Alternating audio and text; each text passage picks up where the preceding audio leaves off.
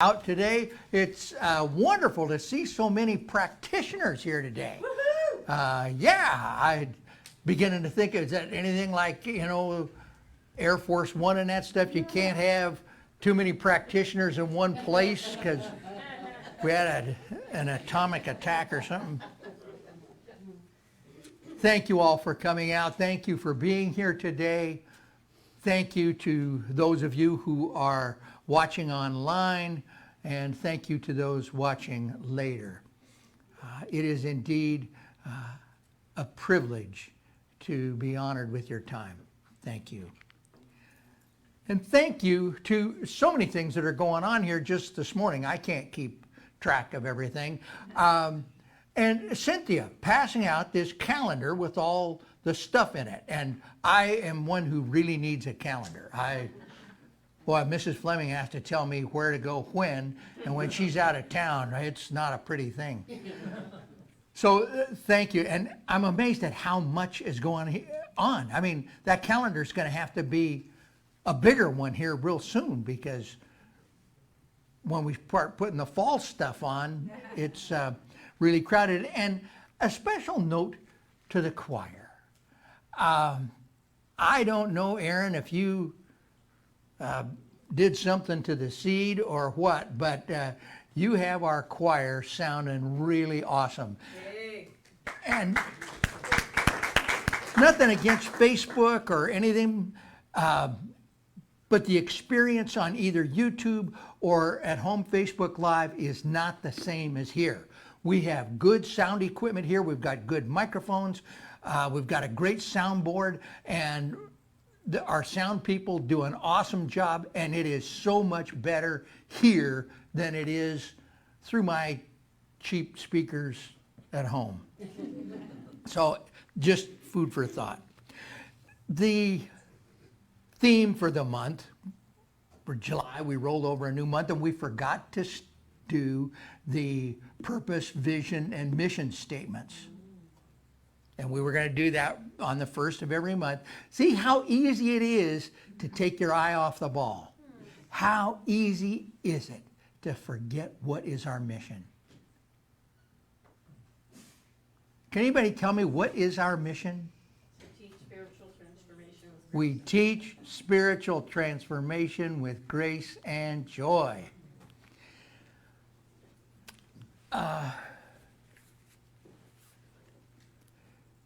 The monthly theme is speaking truth to circumstances. And when I first saw that about a year ago, I had that out a year in advance, and I looked at that and I thought, speaking truth to circumstance.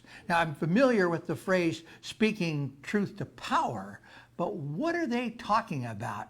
And then I looked down, and one of the suggested things that they give you was to do your talk based on this movie. Well, I'm not a movie person. I don't know famous actors and actresses and stuff. I don't know anything about that. And it was Monsters, Inc. I thought, oh, this has got to be bad. But I wasn't coming up with much for a talk this week, I'll tell you. So I decided I'd give it a shot, and I watched Monsters, Inc. Wow. There's a lot of layers to that movie, I'll tell you, and it's got a lot to say. And so today I'm going to talk about Monsters, Inc. In fact, it's the title of my talk, Monsters, Inc. I have three major things I want to talk about. First, I want to talk about the movie itself. Then I want to talk about truth versus fact. And lastly, I want to talk about truth to power. So, three major points. Looks like I'm missing pages. Oh, here we are. Recap of the movie. This is just for those of you who have never watched it or haven't watched it in 20 years. It's been out for 21 years. Just a little review. Monsters' James P. Sullivan, who is known as Sully, and Mike Wazowski are best friends and co-workers who, along with a myriad of other monsters, live and work in the bustling city of Monstropolis. Denizens of Monstropolis are facing an energy crisis. Their main source of power, it's called the Scream, is sourced from the terrified screams of the numerous children that monsters like Mike and Sully scare for a living at Monsters, Inc. But with the increasingly terrifying state of the world, kids have bigger fears on their mind, and the monsters in their closets just aren't as scary as they used to be. Fewer scares mean fewer screams, means energy shortage. However, the monster world believes that the children of the world are toxic, and when a little human girl named Boo sneaks into the factory, she must be returned home before it's too late. At the start of the film, Sully is a purely company man whose goals and mindset are exactly in line with those of his employer. But through his interactions with Boo, Sully begins to see the world differently. This change in worldview allows him to tackle the problem of the Monstropolis energy shortage. And by the end of the film, Sully literally turns Monsters, Inc.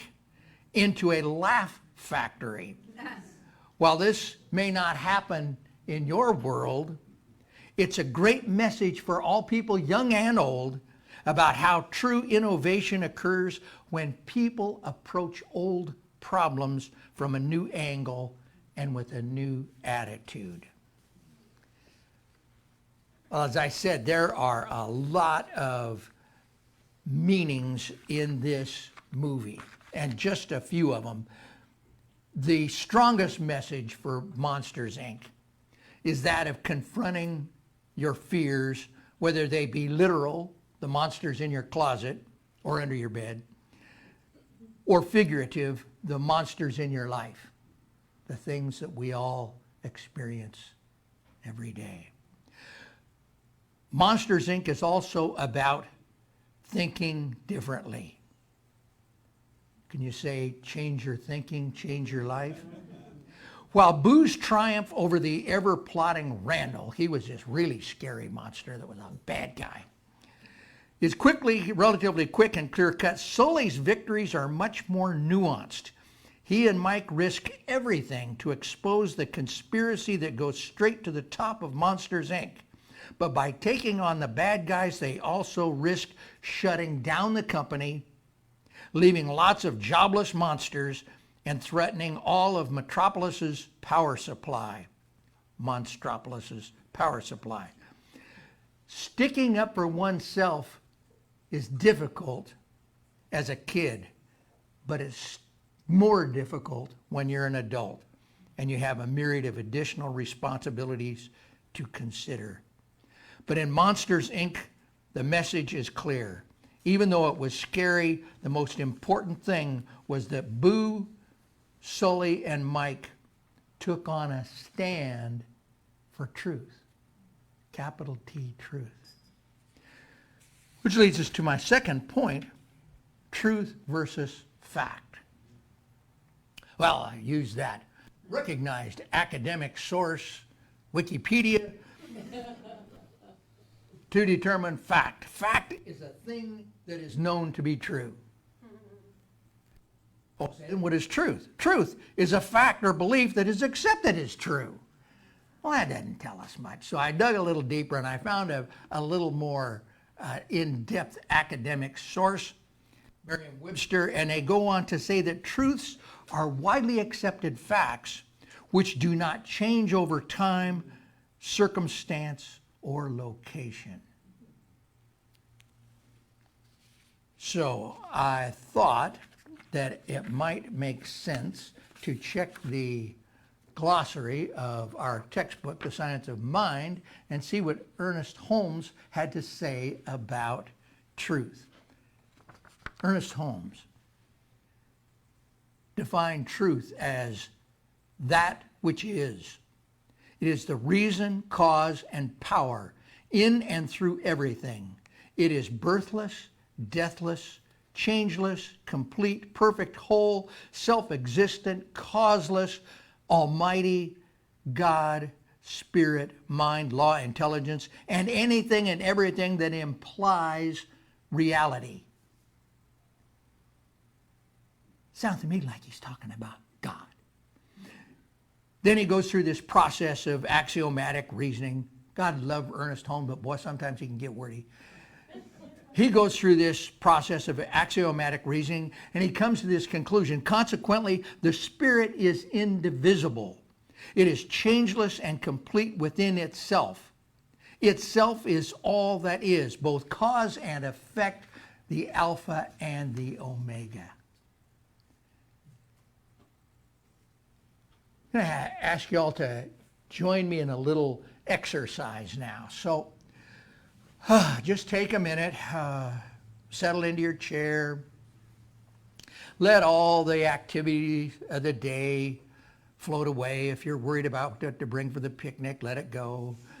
Just let it go. Let everything go. Settle into your chair. And from this quiet place, I want you to picture something that is beautiful to you, something that is wonderful and amazing and beautiful. Many of you may picture something from nature. A lot of Alaskans are tied to nature so very deeply. Could be anything. I know for me, I see a beautiful mountain scene, snow-capped peak with a beautiful valley running in the foreground. In the valley is a beautiful crystal clear ice cold stream, probably filled with fat trout.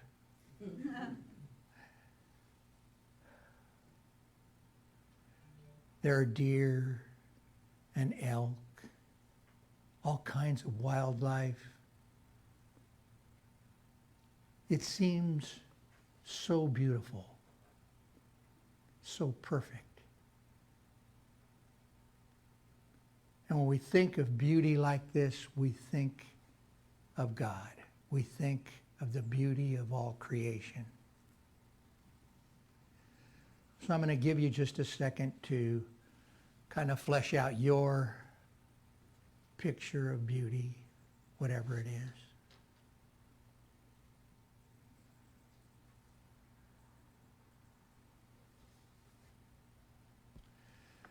So we bring our attention back to here and now.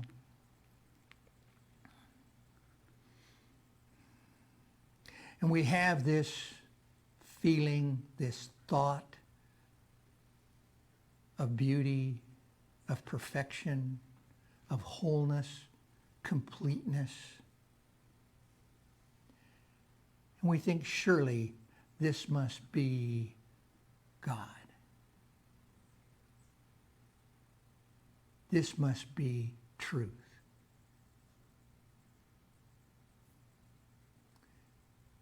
But it's not, because this truth is not changeless. Along with all of the qualities of God that are in each and every one of us, because we have been made of God's stuff, we also have free will. And we are free to take our dynamite and blow up that beautiful mountain. And to take the beautiful rocks and crush them into a powder. and then saturate that powder with horrible, poisonous chemicals to leach out the minerals and the metals and pollute our beautiful stream. We have the ability to do that, to ruin that beautiful mountain scene with the mountain valley.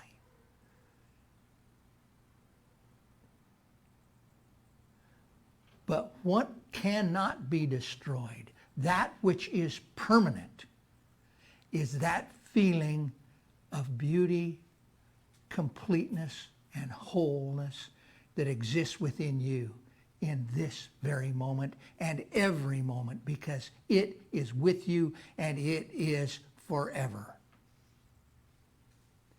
That is the difference between truth and a fact. That is the difference.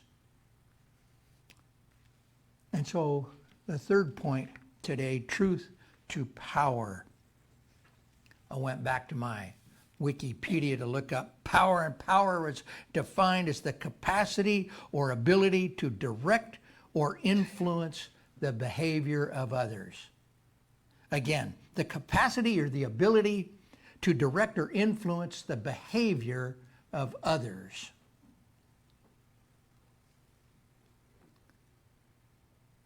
Well, that's interesting, and I guess I can see where they're coming from with a definition of power that way. But people or circumstances may seem powerful, like the monsters.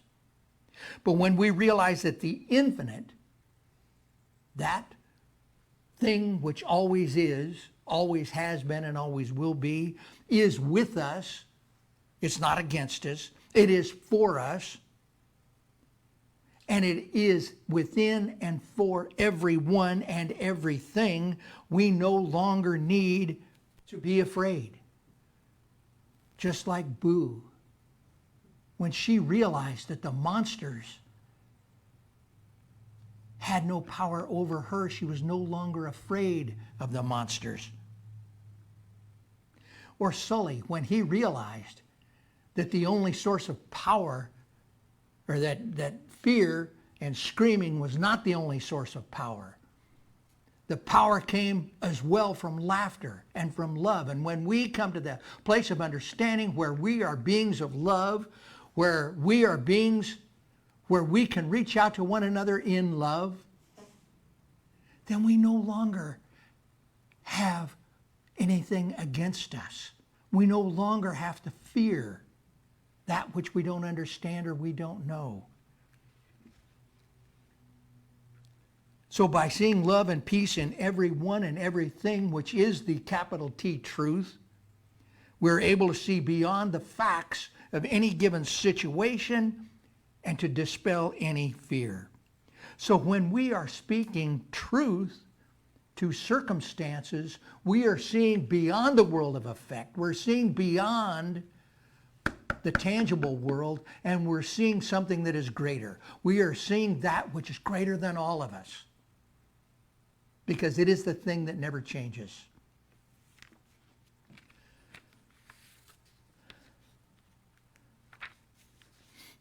Conclusion, what I want you to take away today. That which seems like monsters, people, organizations, circumstances, are not as real as they appear. When viewed through the mind of the infinite, these monsters are insignificant. Nothing is as real and solid as it seems. Like monsters, they can make a lot of noise, huffing and puffing and blowing a house down. But a house built on a solid foundation of the awareness of spirit within our lives, within each and every one of us, cannot be blown down by bullies. Oh, the form might go, but the real substance of spirit, of eternal life, cannot be blown down. We do not have to stand in opposition to people They are our brothers and sisters also. And what we know is that it is within every individual is the spark of life, the spark of love. And when we can get past our fear and theirs, as insurmountable as that might seem, we can find a way to create a world that works for everyone. And so it is with this awareness of the power and the presence of that infinite source that I invite all of the practitioners today, my goodness, maybe half the congregation stand up, to join me in recognizing that that infinite power is indeed within each and every one of us at every moment. And we no longer have to fear lack and limitation because we live in an infinite universe with infinite supply. We no longer have to fear dis-ease, for we know that there is something greater than dis-ease. That infinite power has never been sick, has never been disabled.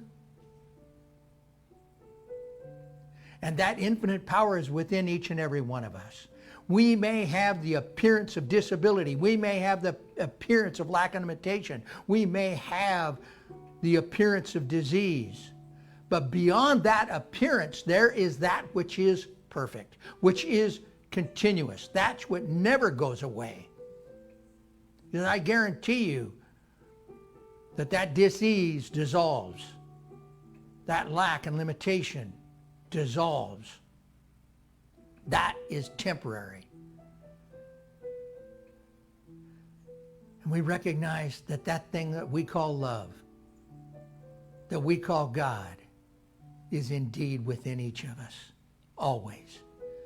And so as we come together in joy, celebration of retirement, picnics, we do so as expressions of that infinite creative force.